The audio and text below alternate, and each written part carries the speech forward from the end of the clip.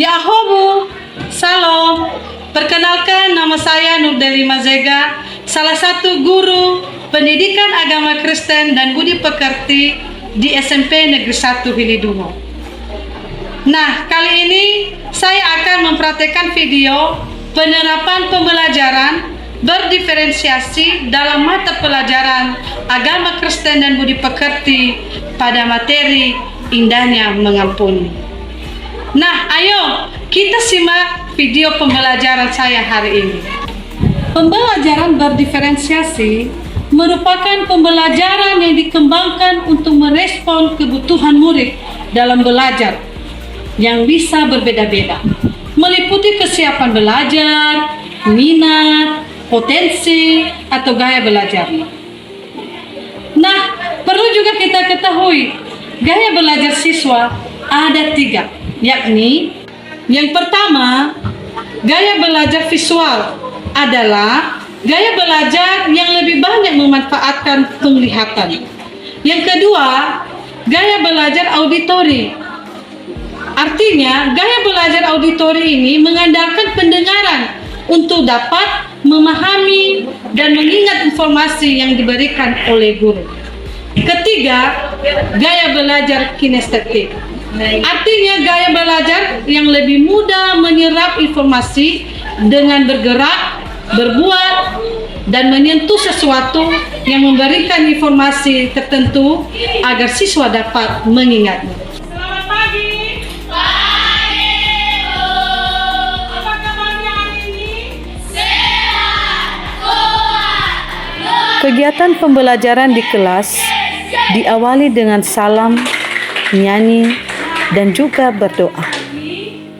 Kemudian mengecek kehadiran murid.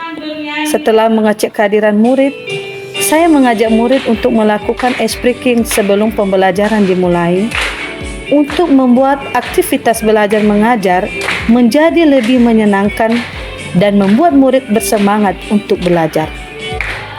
Kemudian menyampaikan topik materi dan tujuan pembelajaran yang akan dilaksanakan.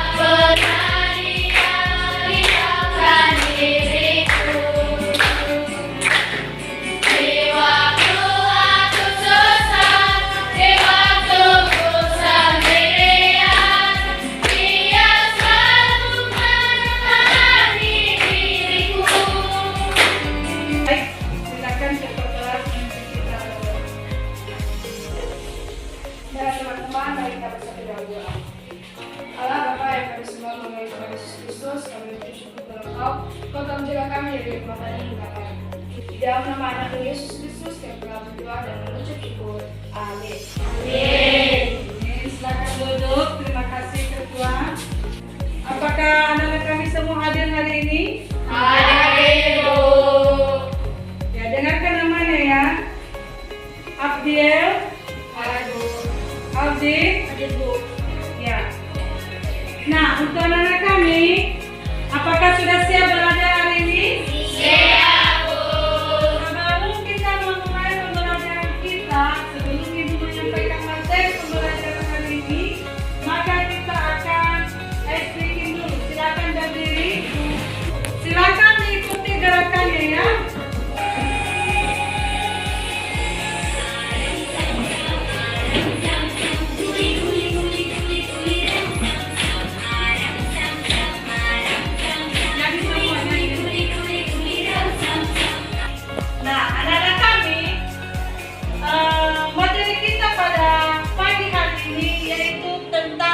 Indahnya mengampuni. Nah, adapun tujuan pembelajaran ya dalam materi ini yaitu menyebutkan teladan Yesus dalam hal mengampuni, menyebutkan arti mengampuni, dan menjelaskan alasan manusia mengampuni sesama. Nah, di kurikulum Merdeka ini, di awal kegiatan pembelajaran, biasanya saya melaksanakan asesmen diagnosis kognitif bertujuan untuk mengetahui kemampuan dasar murid dalam topik sebuah mata pelajaran. Siapakah yang bisa menjelaskan atau siapa yang bisa menyebutkan apa arti mengampuni? Ya, silakan ketua.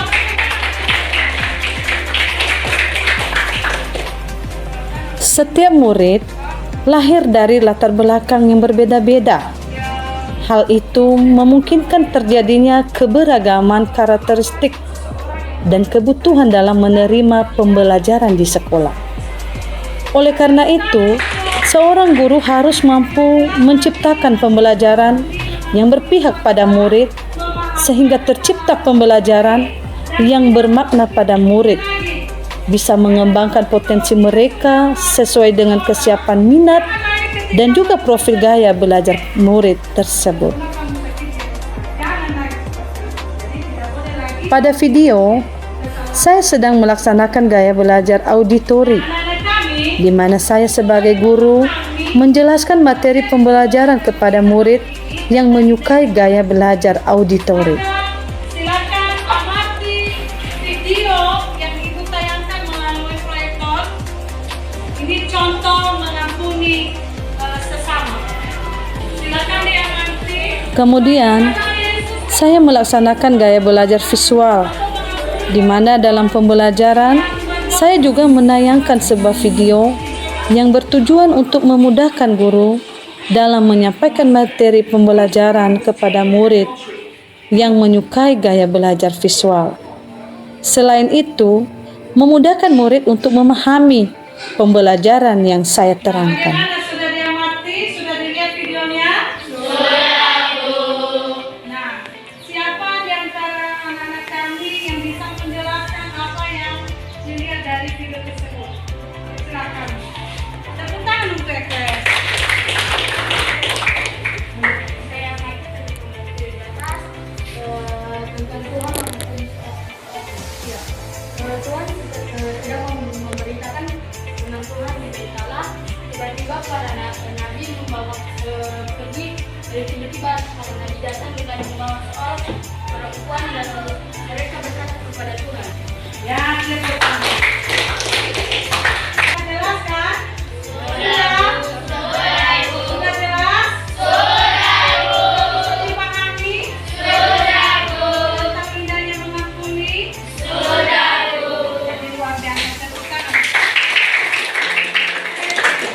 Nah, selanjutnya untuk anak-anak kami semua untuk lebih memahami lagi atau lebih mengetahui lagi tentang indahnya mengampuni ini, maka Ibu kasih kesempatan di antara anak kami. Dan yang terakhir, saya melaksanakan gaya belajar kinestetik, di mana saya melakukan praktik menyuruh murid ke depan, menjelaskan materi, dan melakukan praktik secara berkelompok, bagaimana caranya mengampuni, dan maju ke depan kelas untuk mempraktikannya. Sehingga, murid yang suka gaya belajar kinestetik lebih memahami tentang materi yang disampaikan. Yaitu memaafkan seseorang yang telah berbuat salah kepada kita dan tidak membenci-bencinya lagi. Demikianlah yang saya sampaikan. Saya ucapkan terima kasih. Saya ingin meminta maaf karena saya telah membuat kamu. Ya, nggak apa-apa. Jadi kita jangan berusaha lagi ya.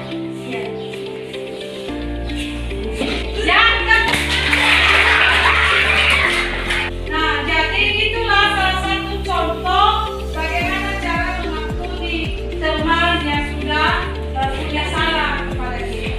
Sudah mengerti semua? Sudah, Bu.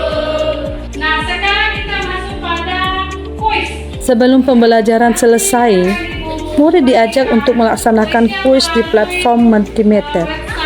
Dengan menggunakan laptop, murid diberikan link untuk mengakses platform Mentimeter dan menjawab pertanyaan-pertanyaan yang diberikan melalui papan Mentimeter.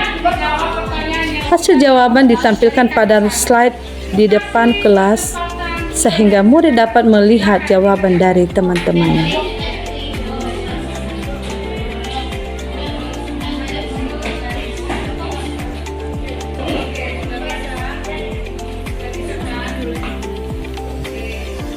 Murid di kelas kelihatan sangat tertarik dalam menggunakan platform Mentimeter.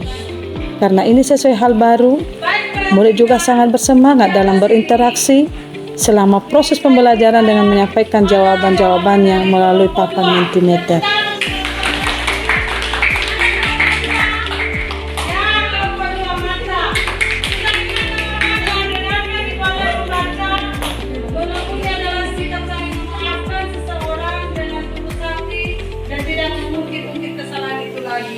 Betul sekali, 100.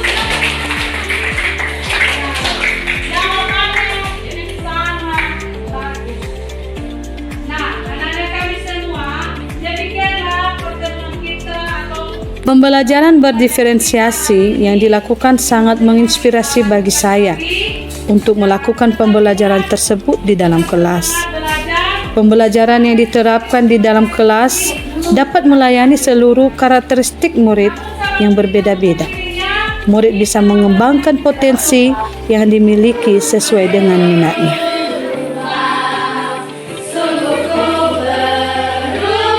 Di akhir pembelajaran, guru kembali mengajak murid untuk bernyanyi dan berdoa.